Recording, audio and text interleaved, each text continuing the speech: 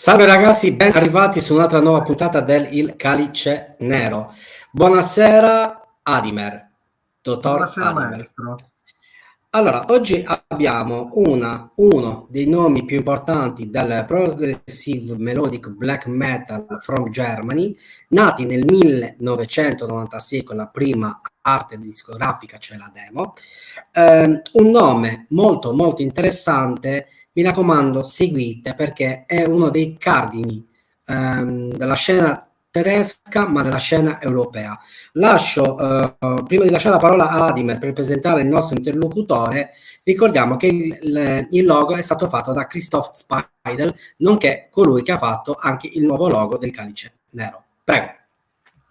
Sì, allora, oggi abbiamo non solo uno dei capostipiti, chiamiamoli così, del Concordo, progressive verissimo. melodic black metal, ma parliamo di una persona che ha le mani in pasta ovunque, perché è produttore, orchestratore, compositore di musica classica, nonché nelle band in cui lui ha militato nel corso degli anni abbiamo gli Alkaloid, non Euclid, In Other Sadek, addirittura live, una delle band che io adoro.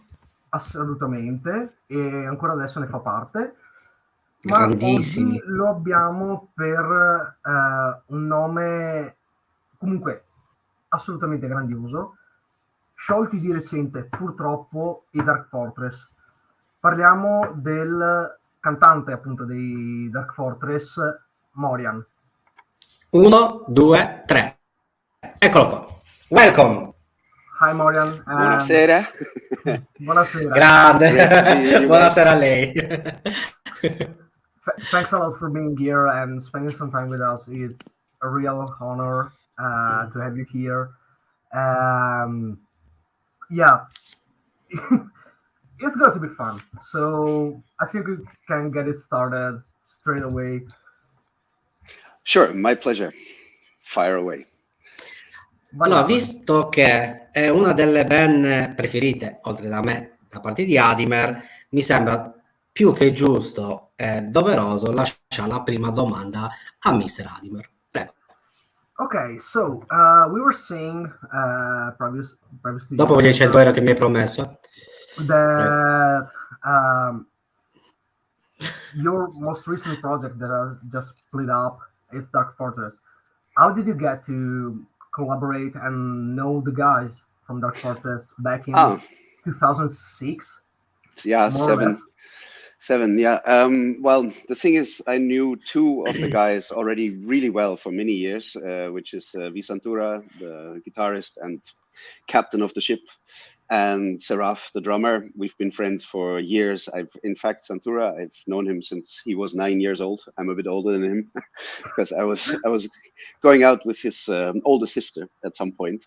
So I have a feeling like he's my family. And with Seraph, with the drummer or the ex-drummer of Dark Fortress, it's the same thing. I mean, we've played together for over 20 years and we're the best of friends. And we had a band before I joined Dark Fortress together, which was Non-Euclid.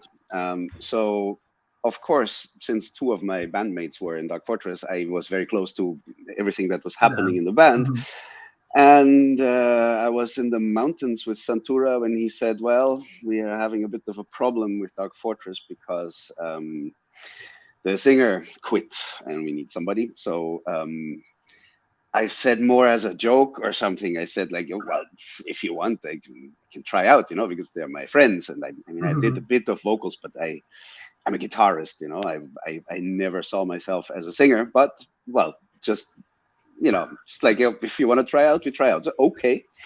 So we did. And then, so Santura had a day with me in the studio where he wanted to see if he can get from my voice what he needs for the band.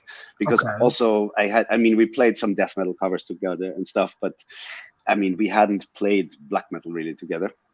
And for me, it was also something to get used to be on a stage without a guitar. It was really weird at first. So yeah, we did Cataboom for a couple of hours in the studio, and then Victor was happy, or Mr. Santura. Yeah. I think everybody knows by now. So he was happy. He showed it to the rest of the band, and apparently they were also happy. And then I joined the band on my 34th birthday, actually, exactly that As day. a birthday present, basically. Yeah, exactly. And I mean, it's amazing, of course, what happened ever since, because I would have never imagined to spend so much time in this band and doing so many things. I mean, it became a huge part of my life. So I'm very grateful for that, and I will for sure also miss it now that we quit. Because I mean, 15 years is quite some time still. So I can totally see why you say that. Ok, allora, now I'm going to translate back in Italian. Ok.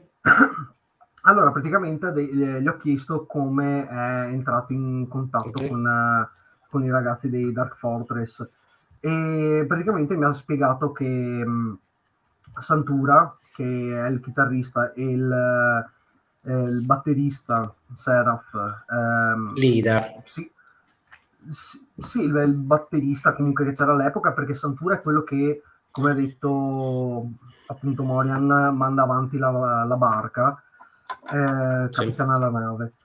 E si conoscono da una vita e mezza, perché parliamo comunque di più di 20 anni di conoscenza tra progetti vari. Poi appunto Santura lo conosce da quando appunto Santura stesso aveva 9 anni, poi è uscito anche con sua sorella per un periodo, quindi c'è un po' di conoscenza a priori. Un feeling particolare. Esatto. Poi appunto con loro due avevano hanno ancora, perché è ancora attivo, il gruppo non Euclid, quindi parliamo comunque del 2004, e da là poi appunto continuavano a uscire, si trovavano, quindi c'è sempre stata questa sorta di situazione non tanto solo d'amicizia, ma anche quasi familiare tra di loro. E poi nel appunto 2006-2007 lui e Santura erano su una montagna a fare una camminata, e appunto gli ha detto a Morian: guarda, abbiamo un problema con i Dark Fortress perché il nostro cantante ha mollato. Lui un po' per scherzo, un po' per gioco, perché erano amici, gli ha detto: ah, guarda, se vuoi posso provare io, insomma. Santura ha accettato, quindi praticamente l'ha preso sul serio.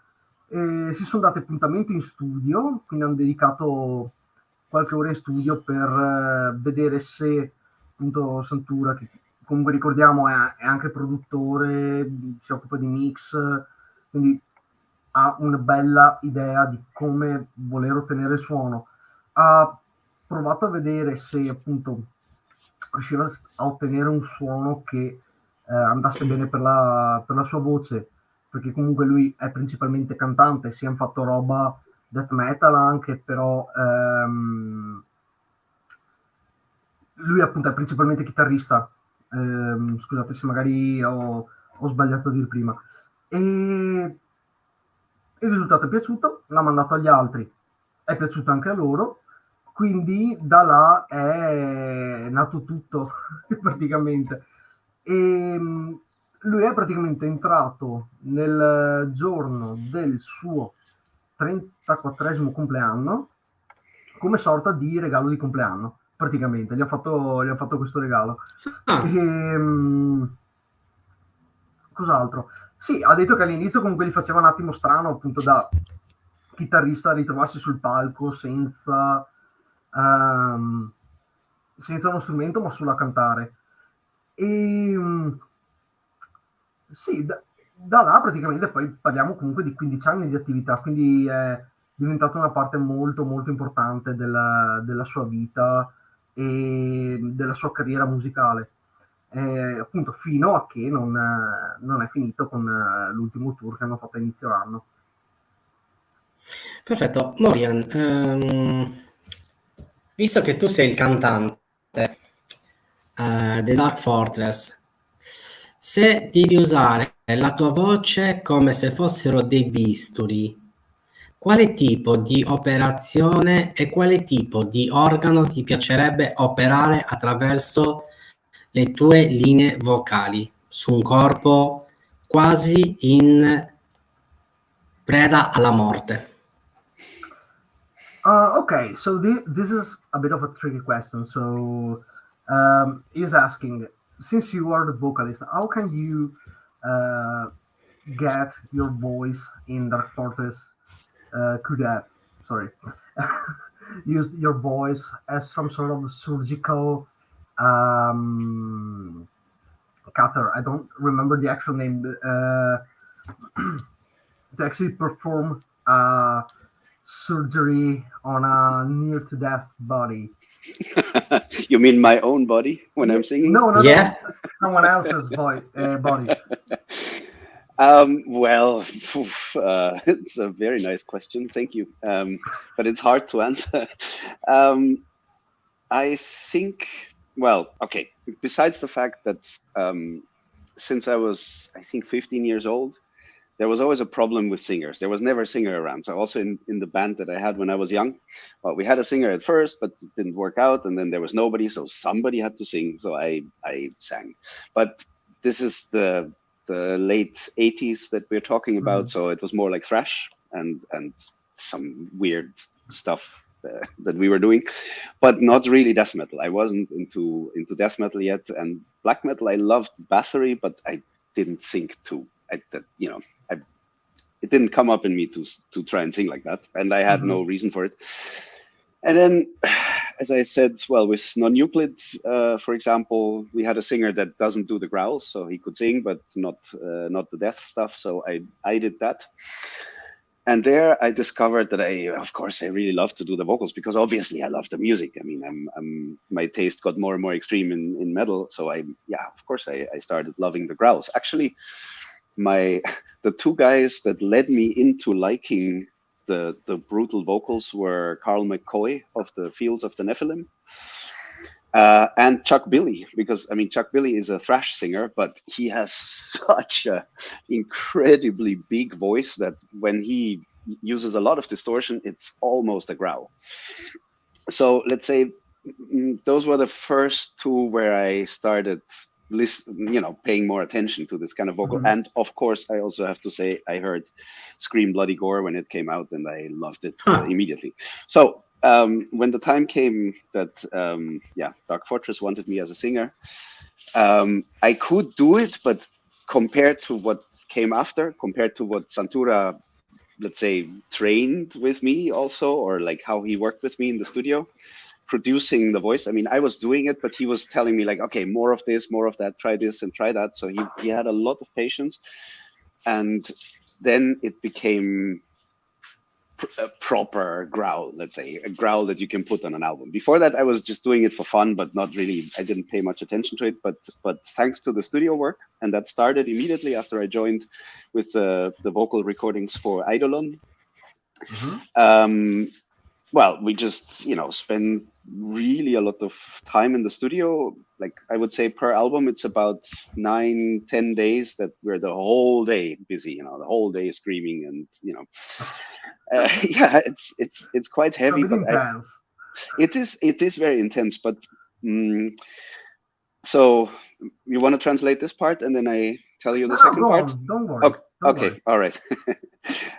So parallel to this development, I practiced Tibetan undertone vocals. It is a technique that the monks in Tibet are doing it. Then there are Mongolians who are like amazing musicians who are using a similar technique. It sounds a bit different, and they are even more complex what they do with it. But further, basically. Yeah, exactly. So what I'm referring to is this, maybe you've heard those monks singing like, they have the tone. Exactly. It's like a harmonic, but then under the note that you are actually singing, like on a guitar, you take a harmonic on half the string and then it jumps up an octave. Well, you have a second set of vocal folds that I think they call it the false chords.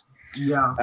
And that's what you hear when you make a sound like, like when you cough or when you go without using the voice. Those are the things you hear. And this undertone technique is a way to control this second set of vocal folds to swing at exactly the octave underneath the note that you are singing. So you are excited you sing a normal note, you're like, oh, and then you put the other ones on top. So, oh. And I mean, in the beginning, I could do it for 1 second and then I had to cough, and it's very hard in the beginning, but I practiced, and every day it got a bit longer what I could do. And then I realized that this Tibetan technique is not so different than the growl technique when you have a, more. I mean, the sound is different, but the way it's produced is very similar. It's just that the growl is a chaotic wave, a chaotic frequency that these other vocal cords are swinging in, whereas when you do the Tibetan technique, you control the pitch precisely. So once I found out that these growls are actually quite similar to the undertone technique, I could develop it from there because I knew the technique already. I knew where it is in my voice and what to do with it.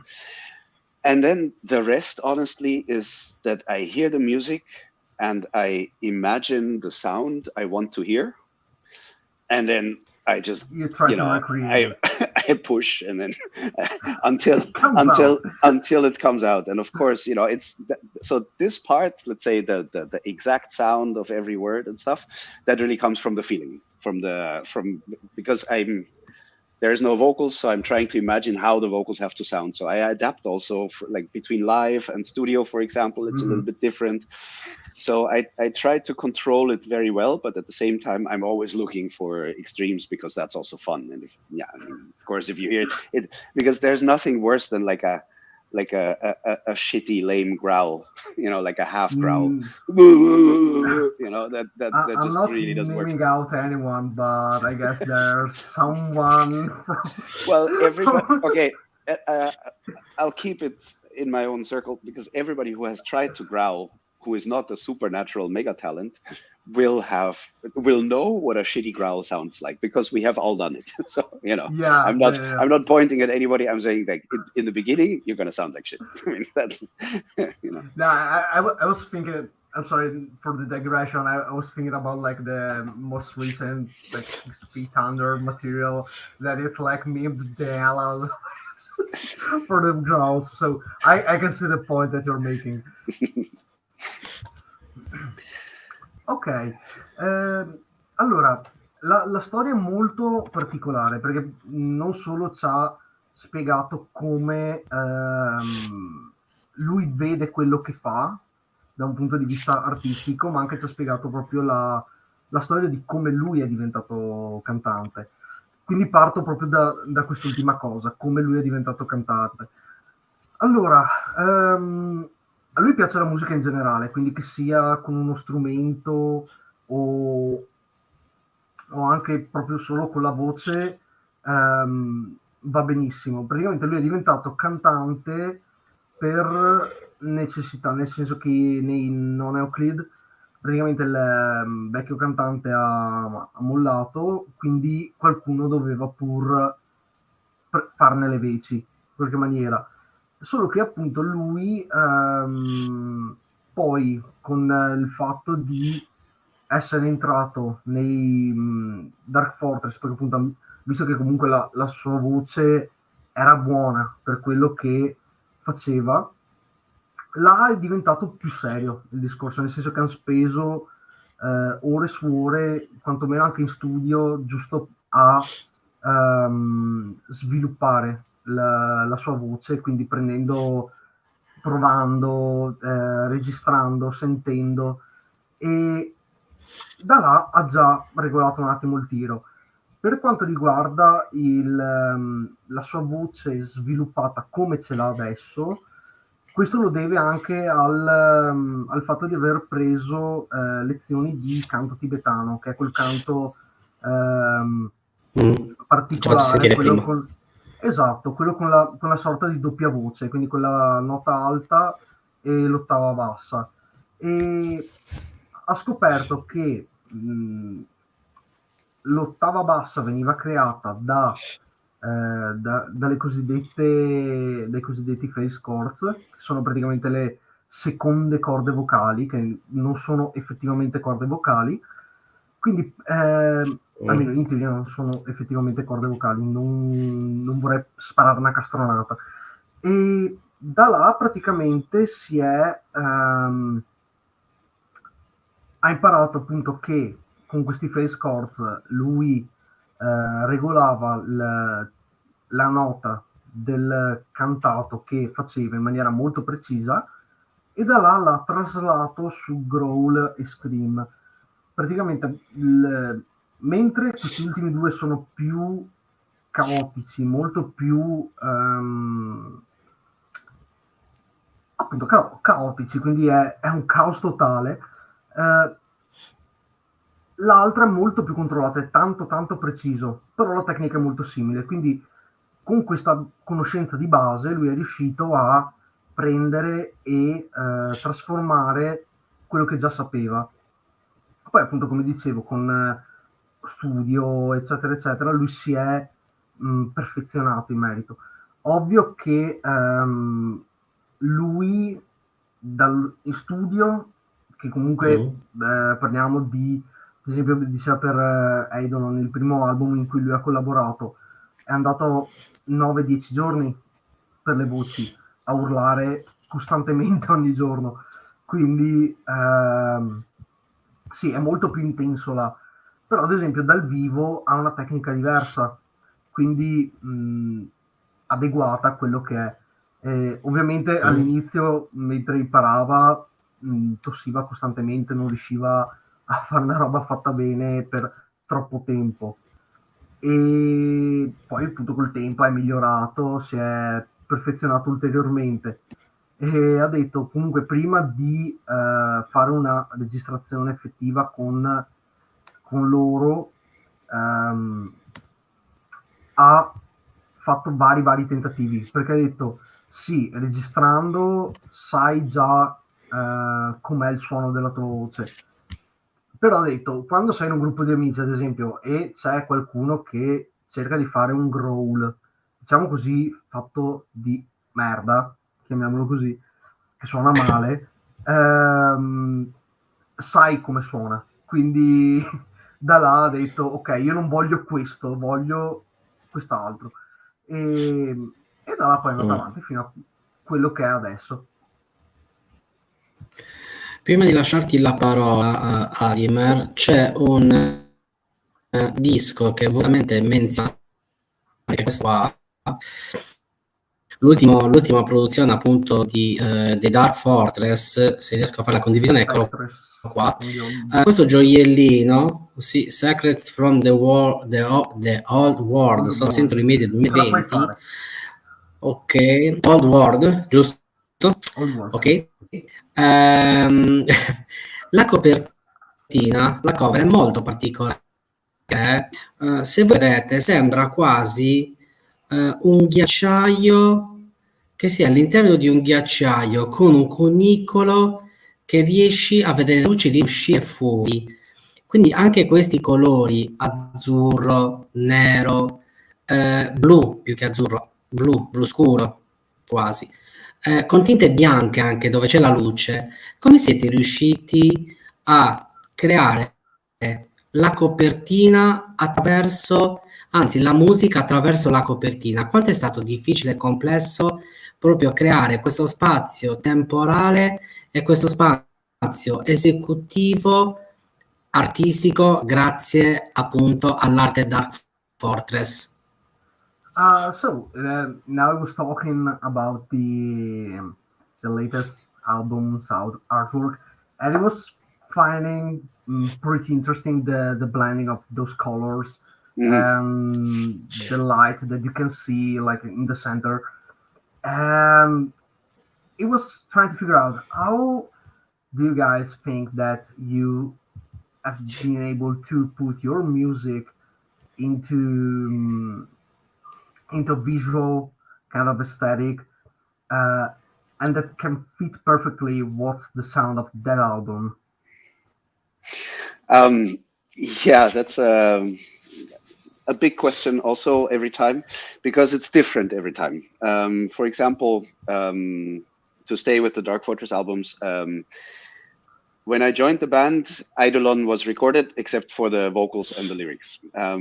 So I did that, and then we had to find a cover. So, looking around, which artists do we know? Okay, what do they have? And then we found something that we liked. On the next one, Ylem, it was the same problem. The thing was finished, we liked it, but it's always because we are not, we are good with music, but we are not good with visual arts. Like none of us is, you don't want to put my drawings on a cover. So we always need somebody else, and that can be very complicated.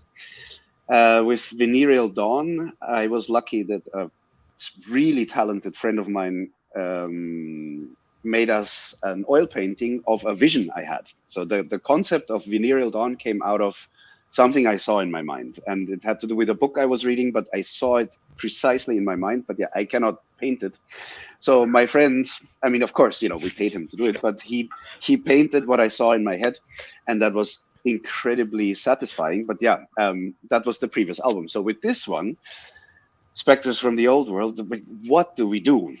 Because it was the same again, like the music was ready, it was all there, and okay, where do we take the images from? And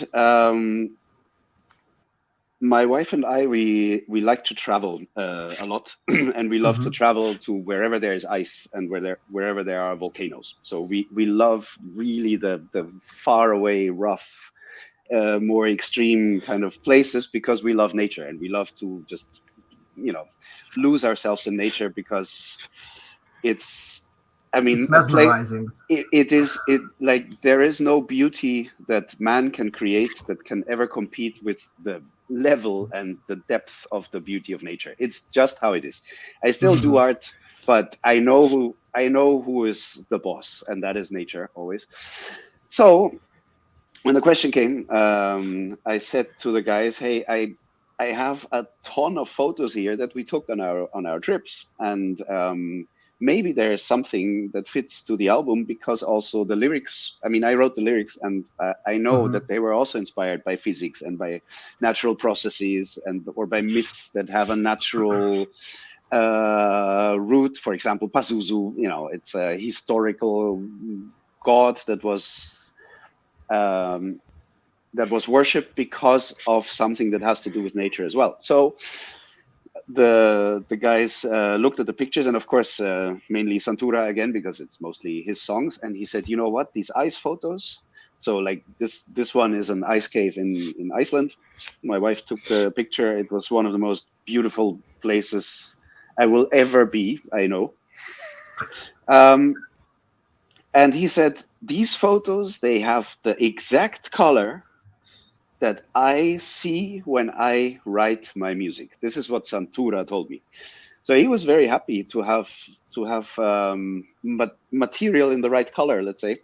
And so no editing involved somehow. No, actually not. It's, maybe somebody, maybe a little bit, yeah. Somebody made it, I don't know, a little bit polished it or something before they printed it. But in principle, this is the photo, and all the pictures, the whole artwork of this album is our photos.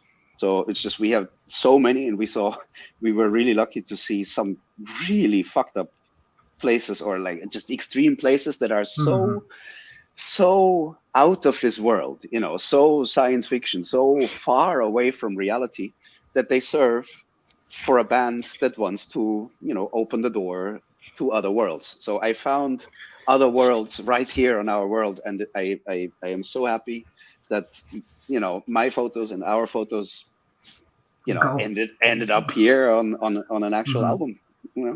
Yeah, and now that you told about the story, I think that even just the title itself like says a lot if you compare it to the actual release. So yeah, to the artwork. Sorry. So it's great. Seriously, it's fucking outstanding. So thank you. Seriously, good job to the both of you for being able to make them all. Yeah, for once it was easy because I already had the photos, you know. They got the gig pretty quickly. Ok, allora parto dal principio appunto lui è entrato nel periodo di Eidolon, quindi la musica era già pronta, mancavano solo i testi e le voci che lui ha fatto. Là però mancava la copertina. Nessuno di loro ha a che fare con grafica, eccetera, quindi non sono capaci di creare un artwork che sia giusto. E quell'artwork là è stato fatto appunto da gente che conoscevano, ho cercato appunto di contattare chi potesse creare la copertina, e lo stesso è stato per il secondo album in cui lui ha partecipato, che è Ylem. E per quanto riguarda il terzo e penultimo album, Venereal, praticamente hanno contattato lui ha contattato un amico suo che è pittore, e praticamente ha ricreato per quell'artwork una visione che lui aveva avuto, e ovviamente pagando e tutto, ha tenuto a specificarlo, e ha creato appunto questo artwork basato su quella visione, ed è molto molto fedele rispetto a quella che era la visione che lui ha avuto, e comunque che è anche influenzata da dei libri che lui stava leggendo all'epoca. Invece per quanto riguarda questo album, quindi Spectres from the Old World, la storia è differente, nel senso che per la prima volta hanno utilizzato del materiale loro. La storia di quella copertina è che lui e sua moglie adorano viaggiare, quindi vanno molto spesso in giro, vanno a farsi i loro viaggi, fare foto, quindi a cercare di scoprire quei posti ancora intaccati dall'uomo nel mezzo della natura, che li sconvolgano, perché ha detto c'è poco da fare, non c'è bellezza che possa essere creata da uomo che sia minimamente comparabile rispetto alla bellezza della natura stessa. E appunto stessa situazione degli altri album, musica già pronta, testi pure, è il tempo dell'artwork. Cosa facciamo, cosa non facciamo? Lui si è proposto, guardate, nell'ultimo viaggio che abbiamo, in uno degli ultimi viaggi, comunque in un viaggio passato che abbiamo fatto, abbiamo un mucchio di foto, guardiamole e vediamo cosa può andare bene, se qualcosa può andare bene per la copertina. E appunto Santura ha dato un'occhiata, tutti quanti hanno dato un'occhiata, però appunto Santura, essendo lui il principale compositore del gruppo, ha detto che effettivamente questa è la tipologia di scena che si immagina nella sua testa quando compone musica, e quelli sono gli stessi colori che vede nella sua testa. E la cosa simpatica, oltre al fatto che appunto già da subito fosse quasi perfetta praticamente come immagine, non c'è praticamente fotoritocco, magari sia stata rifinita un attimo, però i colori sono rimasti intatti, quindi non è un dipinto assolutamente, è tutta una foto. Il discorso è che, vabbè, lui ci teneva a precisare, questa è una cava che c'è in Islanda, quindi è una cava islandese. Che figata. Sì, decisamente. E quindi è contentissimo che lui ha detto, per una volta uno dei miei prodotti, chiamiamoli così, dei miei contenuti, comunque dei nostri contenuti da gruppo, viene utilizzata come artwork, quindi è molto molto soddisfatto di vedere il risultato finale. Perché il layout e il disegno è stata fatta, correggimi se sbaglio, Sì, da Nora Dirking. Esatto. So Nora Dirkin took care of the layout of the whole release. So the actual pictures are just from you, or maybe there's also something else involved. Sorry, what is that name? I don't recognize that name. Nora Dirkin. Let me go to the page. Yeah. Dirkling è scritto. Perché poi qui c'è Hans Grossman che ha fatto la prima, la quarta, la settima e l'ottava track anche. Non lo sapevo. Sì, come batterista. Perdona, che... It says that she is a graphic designer for Century Media. Yeah. Okay, so it was somebody from the label who helped with the text layout and stuff. That's true. Okay. Yeah, we did not do that ourselves. We are too stupid for that. Ok. Devi lasciarti la parola. Scusa un attimo, Alan. Sorry, no. Go on. No, that's it. It's they just did the layouting, but the images are from us. Ok. Quindi praticamente ha confermato sì che è una che lavora per l'etichetta, che ha dato una mano con il layout dei testi all'interno dell'album, quindi le foto complimenti. Sono tutte loro. Prima di lasciarti la parola salutiamo Lindy Balduc Fotografi, che appunto è la fotografia che abbiamo messo nella locandina dei Dark Fortress, ok? Quindi ci tengo a salutare appunto a Lindy Balduc, che poi avremo in video intervista sul canale. Prego. Okay, now I'm going forward and ask you about your collaborations outside of Dark Fortress. So, it says that you are pretty prolific, not just a producer in the sense of orchestrations and stuff like that, but that's your quote-unquote main thing, if I'm not mistaken. And you've worked with artists such as Devin Townsend recently, quote-unquote recently. Yeah, well, my main thing is composing. So I write my own music for, well, mostly for classical musicians, so orchestras, string quartets, whatever, chamber music, whatever comes. Sometimes a little movie or something, or my wife is a dancer, so we've collaborated also on dance productions and stuff. I do a lot of different things, but the main thing that I do is I write scores for, to be played in concerts by classical musicians. And the orchestrating is only, like, I do that sometimes.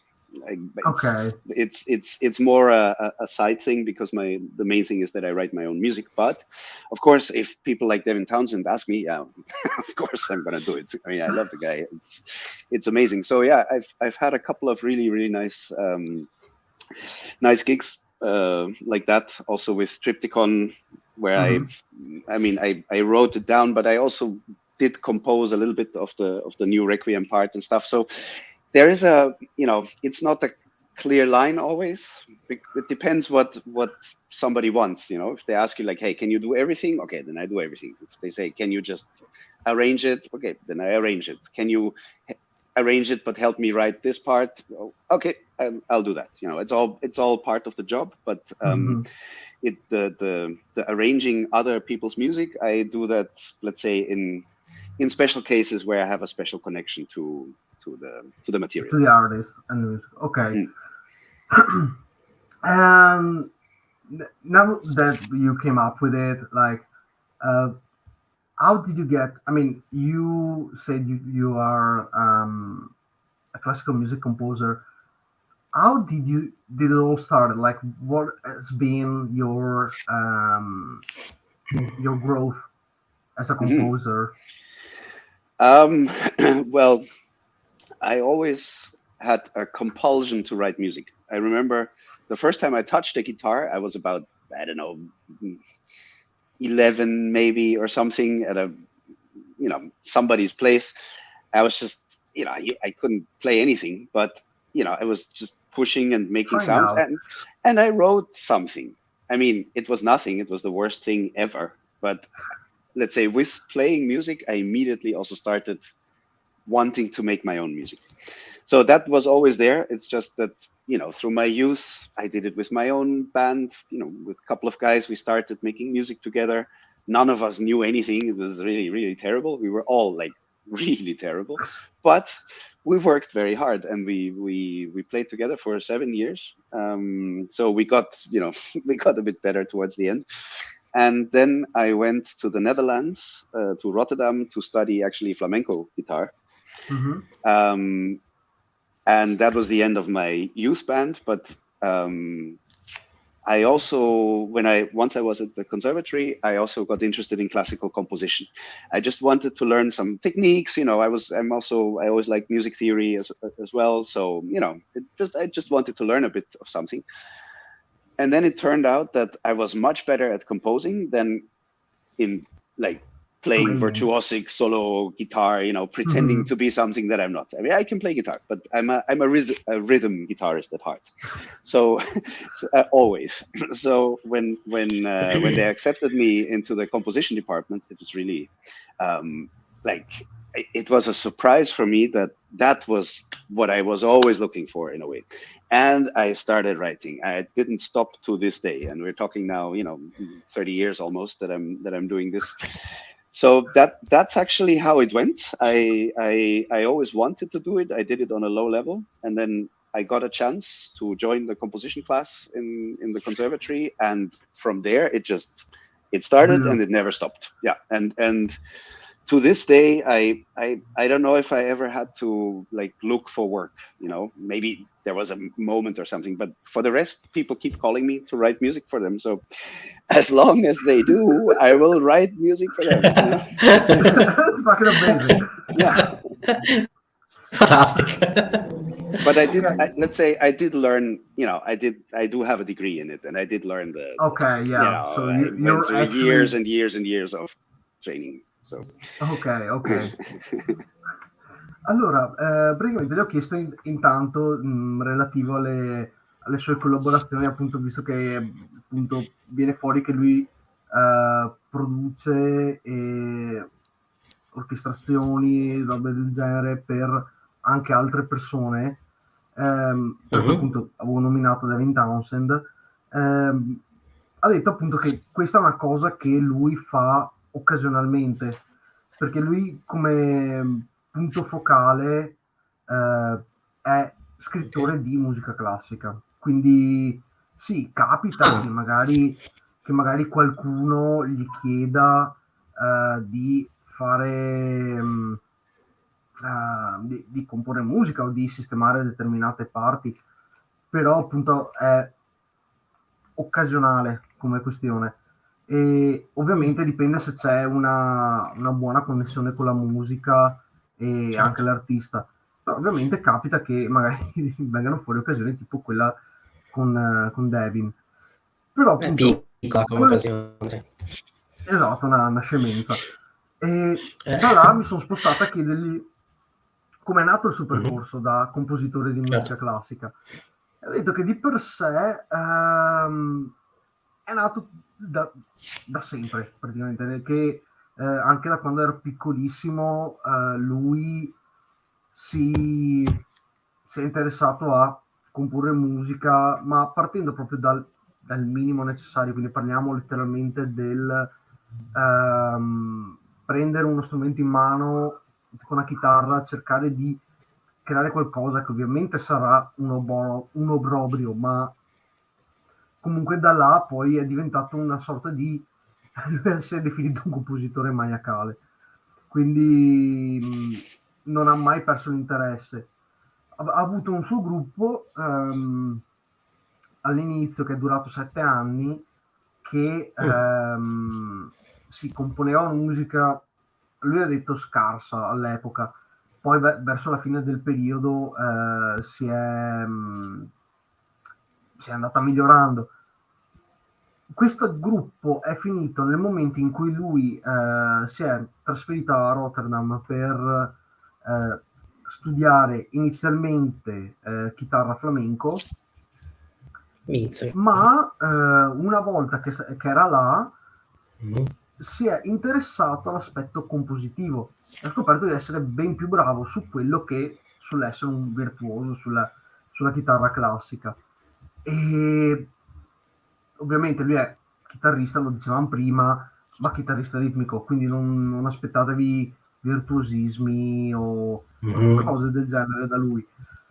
E da là lui è stato accettato nel corso, quello al conservatorio di appunto composizione di musica classica, perché lui si era proposto giusto per vedere di conoscere qualcosa, di imparare tecniche, quello che gli serviva per mantenere vivo e aumentare questa sua abilità nel comporre musica. E da là poi è nato quello che è lui adesso, quindi compositore di musica classica con una carriera che va avanti da 30 anni più o meno, quindi comunque molto molto tempo. E da là poi sì, c'è gente che lo chiama per scrivere musica, per fare colonne sonore di magari cortometraggi o quello che serve, insomma. Però appunto ha detto che da quando è uscito con no, col certificato, con la vera e propria laurea, chiamiamola così, il conservatorio, lui non ha mai praticamente dovuto cercare un lavoro, qualche volta, ma da là appunto il suo lavoro è comporre musica. Puoi leggere il commento appunto del ragazzo Lucas, per favore? Lucas is saying, it's just so sad that Dark Fortress is split. I wonder what the reason was. During my last 10 plus years, they've always been a part of my life. Well, this question is not a surprise. Well, it's how do I say this in a short way? So this band was formed in 1994, so almost 30 years ago. I joined, in 2007, but the truth is that the last, I would say, 12 years maybe of Dark Fortress have been really difficult. And the reason is that it got harder and harder to get together and to do things, because there were a couple of problems that came together that made everything quite hard. One thing is that, of course, you're an underground black metal band of the third generation from, out in the sticks in Germany, in, Bavaria. Nobody cares about you. If you're a talented Norwegian band, I don't know how it is now, but back then, you would get at least a bit more attention, or you would get, there would have been a chance maybe to become a professional band. With Dark Fortress, that was never really on the horizon, I would say. And we all felt it also, because Eidolon 2008, 2009 went really well. We really felt like, okay, something's happening. Then with Ylem, again, another step. And then we sort of reached a limit that we saw, okay, either we stop doing what we do with our lives, our careers, our studies, our, whatever, families, whatever came. I mean, because we got older with the band, and then at a certain point, you have to make a choice in your life. So what are you going to do? And I mean, I was doing my, my composing and music stuff, and Santura had his studio, and Seraph just finished also the conservatory here, graduating in drums. So it was the time that, it was a crossroads. So, okay, what can we do? Can we go for it 100% now as a band? That would mean drop everything. The rest of your life is over, and you sacrifice everything for the band, for a very extremely small chance that you can actually make a living from this band. So we had to be realistic to say, we are not going to do this, because we saw also what happens to bands that do this. You live on a tour bus, you play everything, you play every single gig that somebody wants, also the shitty ones. Also, you know, it doesn't matter sunshine or rain. You have to take everything that people offer you, and you have to do that for 10 years or 15 years, and then maybe you arrive at a point that you can pay your first bill, or you know, your first mortgage rate, or you know, rent from it. And this is the reality, and this is something that is always hard to tell to people, because the name is known. You know, we were not a small band in the sense that people know us. We have 8 albums out. We've played in different continents, big festivals. Yo, fantastic, really fucking nice career of a band. But in terms of, you know, let's face reality. The reality was quite brutal to begin with. So this was one problem, of course, because you know, if we had gotten paid for everything that we do, I mean, we wouldn't do anything else, obviously, you know, because that would be great. But that's not how it works. So we knew, okay, we are doing professional work, but basically it's a hobby band in the sense that we make close to zero money from this thing. Okay, so going for it fully is not going to work. Quitting, and this is, I'm talking about like 2011, about quitting, no, hell no. We cannot quit because we liked it too much. We were super good friends, you know, we enjoy each other's company, we love the music, we love the fans, we love to play, it's super exciting. So we were not ready to stop either. So what can we do? And we sat, I remember very well to this day, we sat together and we said, okay, we can, what we can try is to keep it at the level that we are now. Like, we do as much as we possibly can, but we know that we cannot ever really do much more than we are doing now. So we tried that, you know, just to save it, because otherwise we would have had to say like, okay, but then it's better to quit if we know like, okay, we can't go further, then, you know. So we decided to keep the band alive for as long as possible. Like, some years it was very difficult to do anything because whatever, Triptychon were super busy, or this or that, or somebody had kids, or you know. But occasionally we would come together and play at least a few festivals per year, or a tour or something. But then that also became harder and harder, because I think there is no keeping the status quo. I don't think that exists. You can either advance or you go backwards, but you cannot stand still. That is not a sustainable state. And we felt this. We felt the erosion, just because, you know, we live in 3 different countries. I live in the Netherlands. A couple of guys live in the south of Germany, far away. They're closer to you than to me, I think. And then our keyboarder moved to Norway, but you know, super good friend, and we need him in the band. You know, he's the right guy. But that means for everything that we do, people have to come from 3 countries, taking planes, driving shit for 1,000 kilometers to before the first note is played. And then, you know, that already, whatever money you get, very often the money is gone just to get together. And then you play the show, you go home with nothing. And well, it was nice, but you know, you were gone for a week that you basically, maybe you know, got $100 for it or something for a week. So that means it's, you know, you're not earning your life. No, you are like every minute you spend in your metal band, you're losing money. I mean, it's sometimes you get something, you know, like sometimes you get author's rights, or there's a good gig where you get, a few €100, but it was never close to the illusion that we can live from it. So this was the main problem. And then you said I can talk long, so I talk long. It's a big. I will maybe make it shorter, but yeah, of course. So this was the main problem. But then what came on top of that is that, yeah, of course, people's lives change, their tastes change. They maybe want to play a different kind of music, or they found a job in the forest and have a bunch of kids in a house, and you know.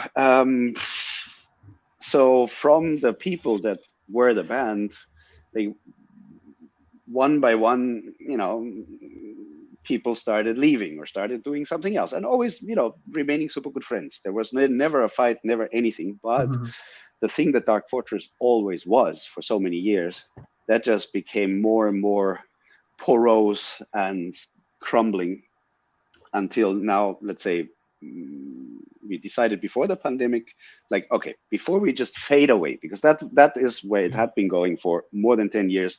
You see, like, okay, this is dissolving in a way.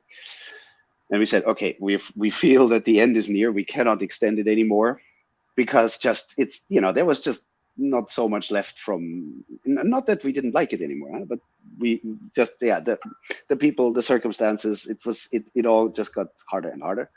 So we said, okay, we make one more album, like a proper album. We do one more tour, and we play as much as we possibly can, like everywhere. All the things also that we never managed to do, like play in the US and whatever, let's do one more year where we do all that. And then we quit. So that year was going to be 2020. And of course,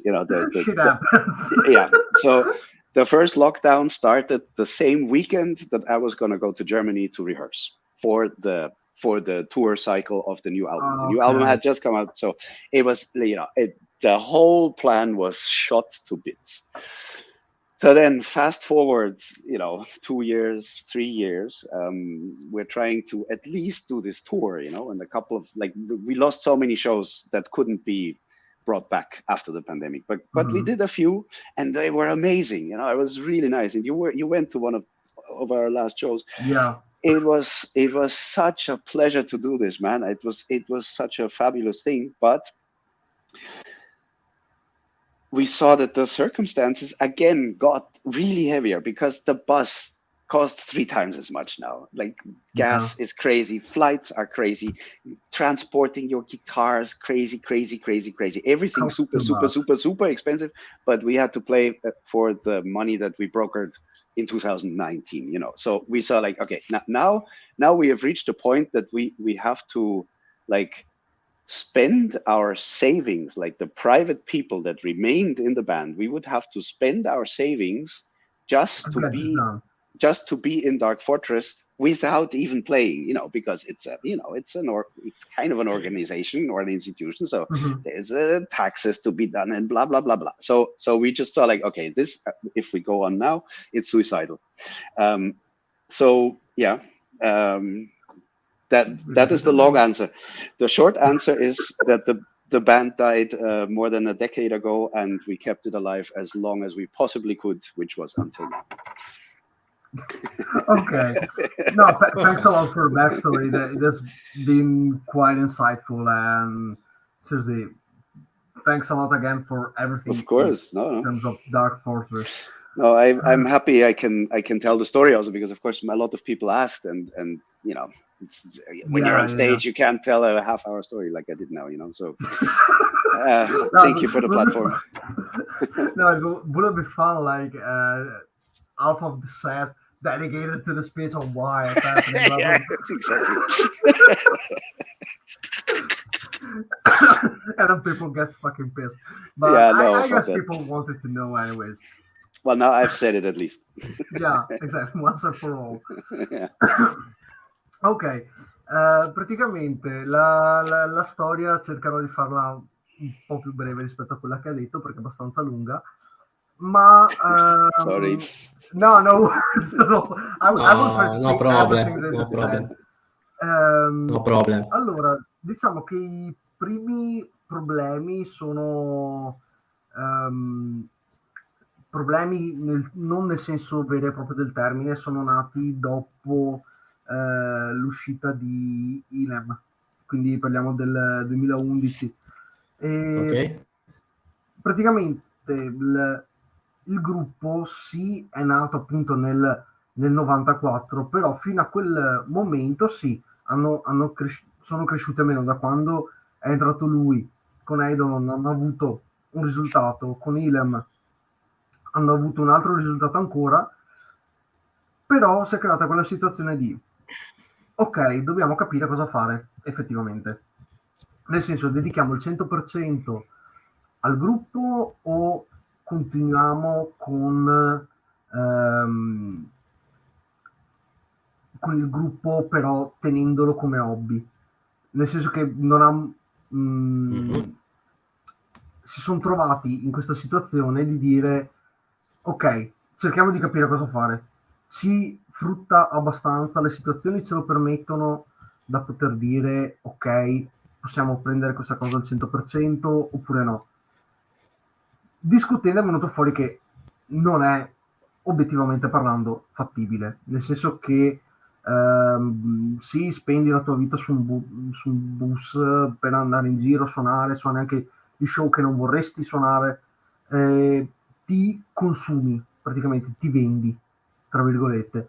E dall'altro lato gli piace e piaceva all'epoca fare quello che facevano, quindi hanno deciso ok, continuiamo, siamo comunque una band dalla Germania, tra virgolette non ci si incula nessuno come potrebbero fare con le band norvegesi, perché appunto siamo dalla Bavaria, quindi di sicuro non potremmo avere quel livello di notorietà da dire ok, viviamo di musica. E da là hanno continuato, perché poi appunto le situazioni sono cambiate, lui è andato a vivere in Olanda, il tastierista si è trasferito in Norvegia, 2 sono in Germania, quindi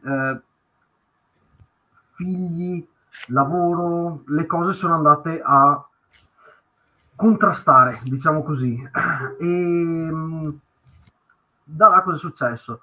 Sì, hanno continuato, hanno fatto degli show, ma più di tanto in là non potevano andare. Nel senso che sì, appunto c'è Santura che è allo studio,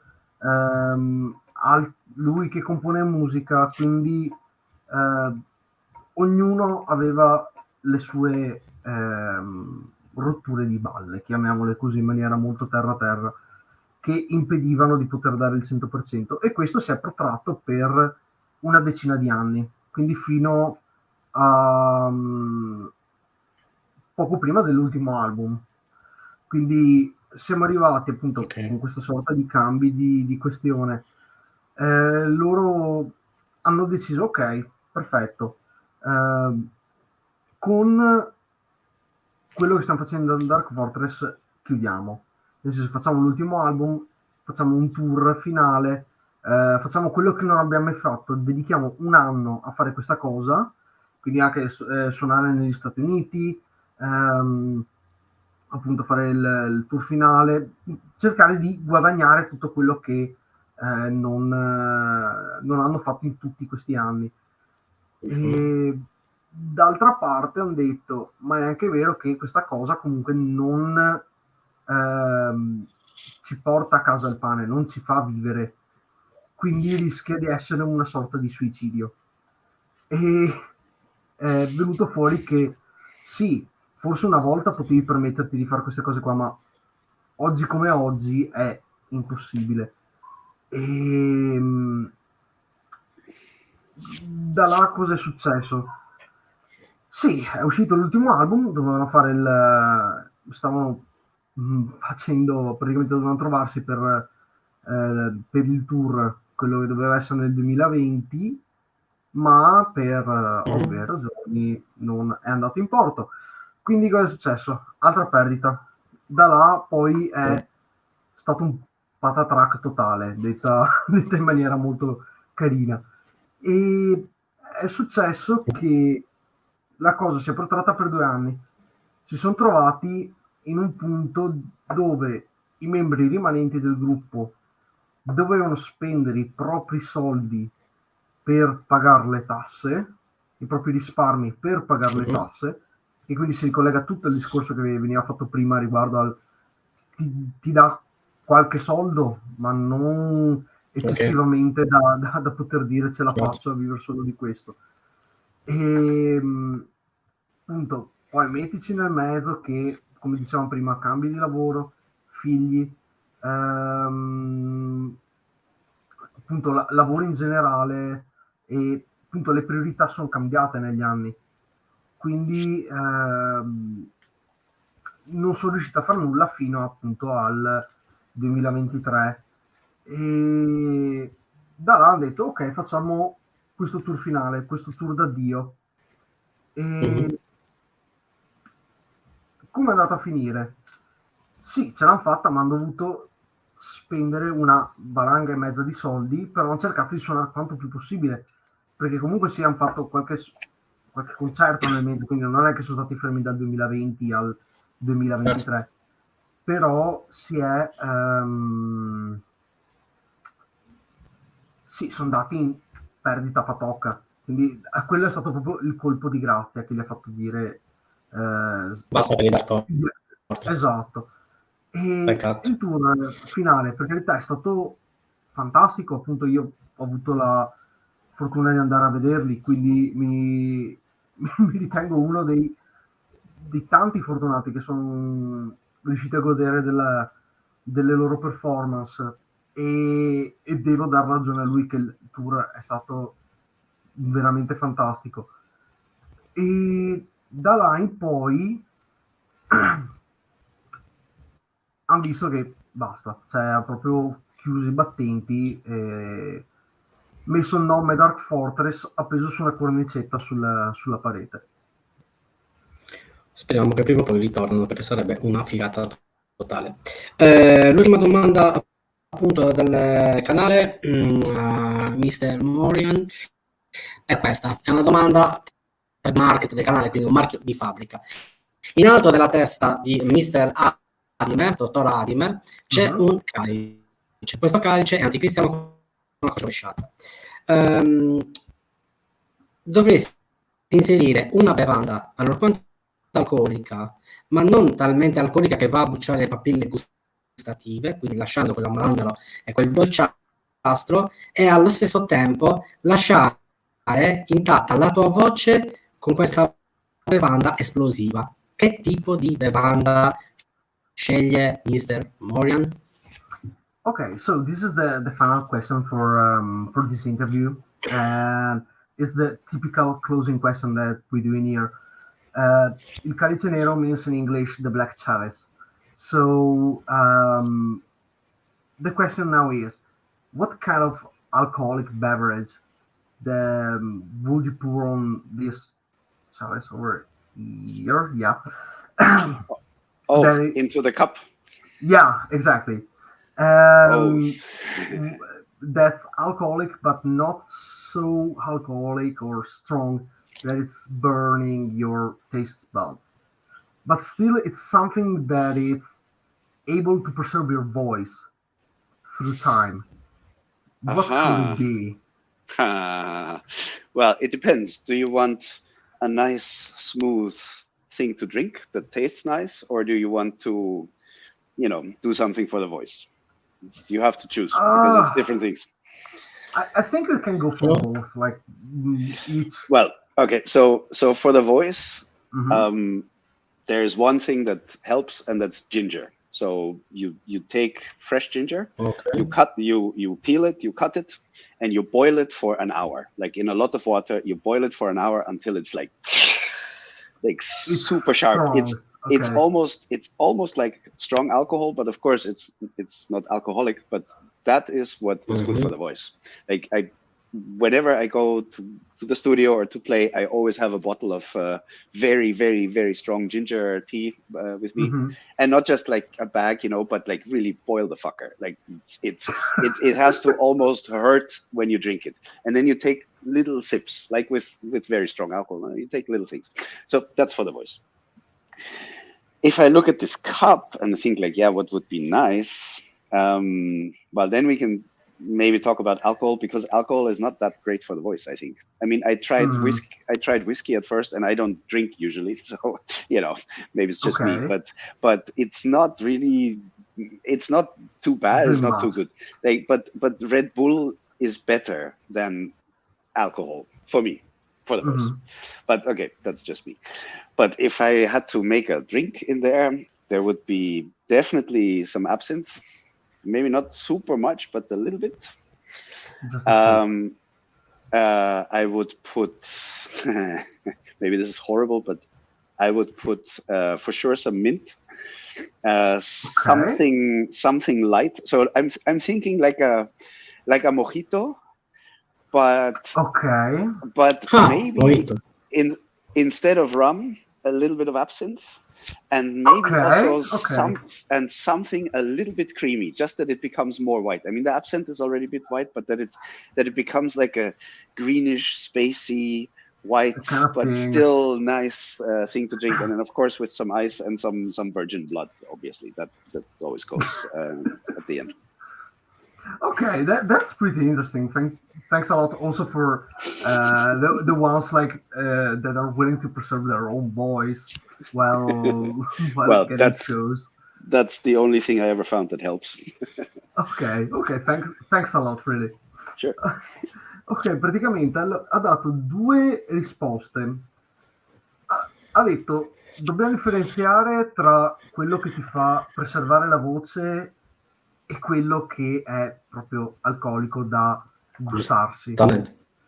E ha detto che per quanto riguarda il preservare la voce, di prendere praticamente delle radici di zenzero, spellare, tagliare e fare una sorta di tè, quindi bollire dell'acqua, proprio parliamo di una tonnellata di acqua, con questo, come si chiama? Con lo zenzero, fino a che non diventa proprio pungente, che deve darti fastidio quando annusi. E ha detto che di per sé questa è la soluzione migliore che lui ha trovato per come si dice, salvarsi la voce quando è in studio o a far concerti, perché appunto ne bevi poco, letteralmente un sorso, però lui si porta queste mega borraccione, bottiglie piene di questo intruglio magico, chiamiamolo così, che lo aiutano per salvarsi la voce. E ha detto, faccio questa divisione perché di per sé bere alcolici e salvare la voce non vanno troppissimo d'accordo. Ha detto che sì, magari una volta lui beveva whisky, però non lo ha aiutato chissà quanto, quindi si è dovuta scindere per potersi poi gustare l'alcolico. Quindi ha detto, se vuole risparmiarsi la voce, piuttosto mi bevo una Red Bull. E come drink ha detto, sì, prenderei dell'assenzio, ma farei una cosa particolare. Sì, sempre pochissimo assenzio, e ci metterei della menta assieme e creerei una sorta di mojito. Quindi questo si legava alla questione del mojito che dicevi prima. E si è detto di aggiungere qualcosa di cremoso che possa dargli un po' quel colore lattiginoso, quasi, in modo che non venga fuori un intruglio verde alieno quasi. Come si chiama quella cosa? Crema di whisky? No, perché è cremoso. No, perché è cremoso, per quello mi ho detto crema di whisky, capito? Sì, ma no, parlavo proprio di qualcosa. You could try coconut milk, maybe. Coconut milk, even. Ok. Maybe. Sì, quindi tipo latte di cocco, quelle cose qua, particolari. Okay. I don't know. I've never made it. So you're just making it up as it goes. And that's how it should be like. You have to like think outside the box before actually trying it. Otherwise, you don't know. If someone wants to try it, then fucking try it. Well, maybe people can. La finiremo tutti ubriachi. Tutti ubriachi la finiamo. E appunto si crea questa sorta di mojito. Stavo scherzando, lui non l'ha mai di per sé creato questa cosa, però appunto se qualcuno volesse poi decidersi e provarlo ha proprio rischio e pericolo, nel senso non ci prendiamo la appunto telefoni a Morian, sei ancora vivo. We're going to blame that on you if someone actually tries that. Morian, volevo dirti una cosa, che ci sarà l'Indie Banduk sul canale in sede di Intervista. Sorry, I didn't get it for the because of the connection. Yes. Glielo puoi dire per favore? Ripetimi, Adime. scusa, ci sarà? Lindy Baldock, che è la fotografa dei Dark Fortress. Oh, okay. So Lindy Baldock is going to be a guest on our channel in the future. Oh, So, great! yeah, Oh, cool! Oh, that's amazing! Ho preso proprio i contatti adesso e ho chiuso. Oh wow! Fantastic. Well, she's a really, really, really cool person, and she gave us some really amazing photos. So yeah, have fun. They're very good friends, like she and her boyfriend. We know each other very well, and I'm happy that you will have her as well. Mm-hmm. That's fucking amazing, seriously. Ok, Alan, vai pure. Niente, ringraziamo Morion, gentilissimo, simpaticissimo, è stato un onore averti, Morion, è stato veramente divertentissimo. Poi ti avremo in una seconda parte futura di parlare anche delle tue altre band, della musica classica e quant'altro, perché sarebbe veramente un grandissimo piacere e onore. Grazie veramente di cuore della tua disponibilità, di aver accettato l'intervista, veramente sei un grande. So again, thanks a lot for being here during this My pleasure. Hour and a quarter, basically, interview. Seriously, we are really willing to get you in a future episode to talk about your other projects, especially since the new Alkaloid album is about to come out in a couple months, basically. Yeah. Okay. Middle of September. Yeah. Okay. Seriously, we are really willing to get you to talk about that and about your other musical endeavors, talk about classical music and whatnot, whatever comes to our minds. With pleasure. You know how to find me, and I look forward to it very much.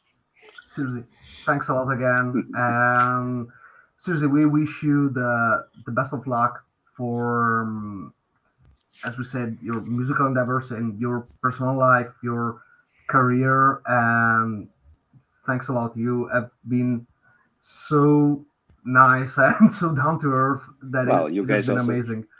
Thank you very much. Alberto is saying it's a shame that you guys split up. We hope you will be coming back one day. But it's bad that a group that has such a quality into their music has these kind of difficulties going on. That's unfortunately true. Yeah. And it says, we are screwed in general, not just musically speaking.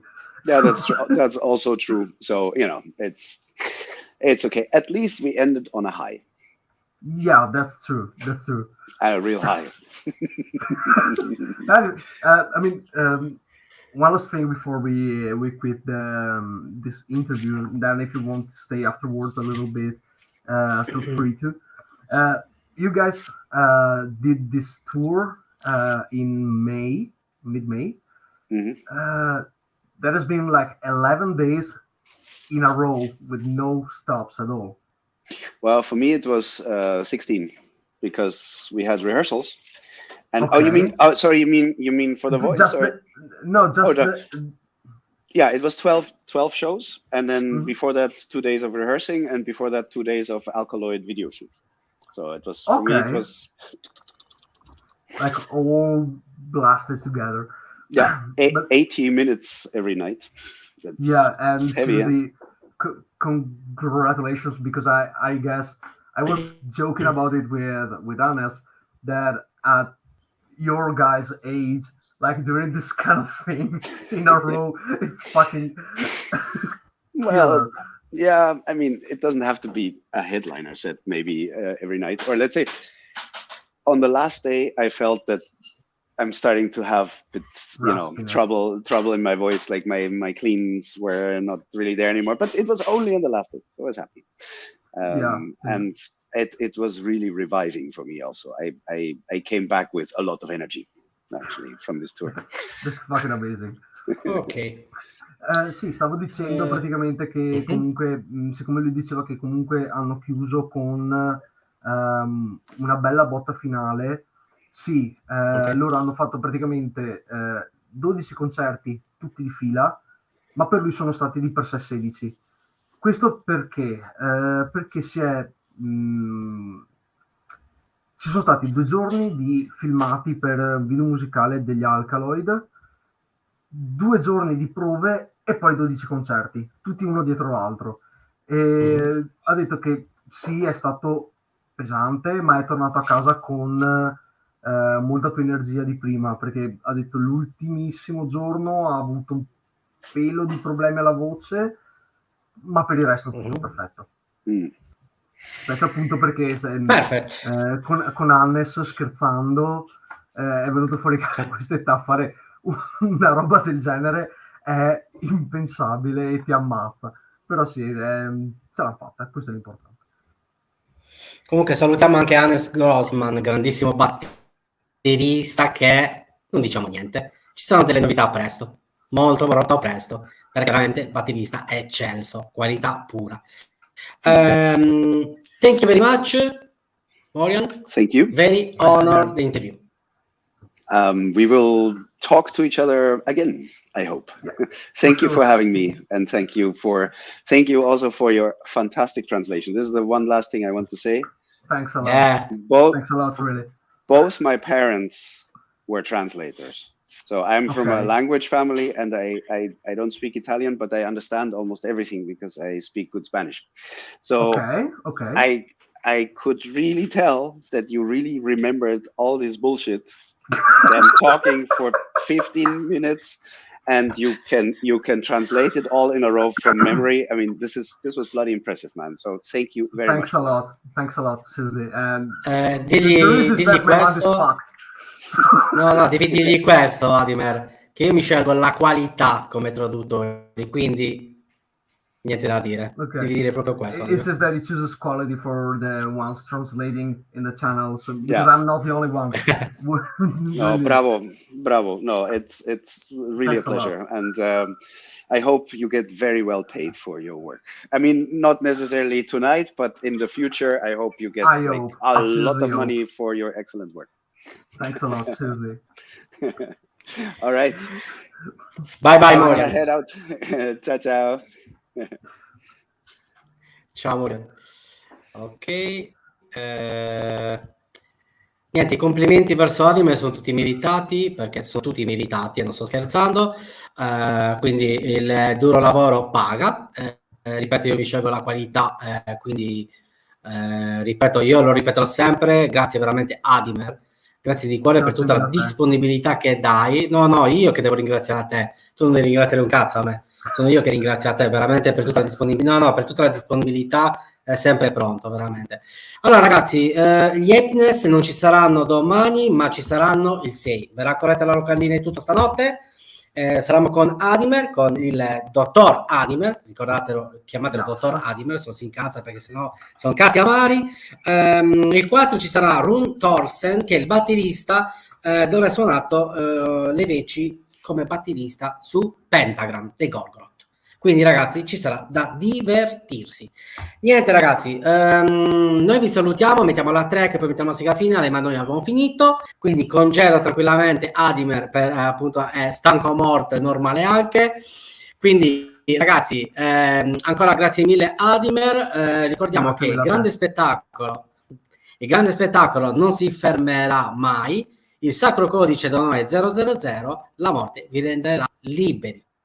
Au revoir.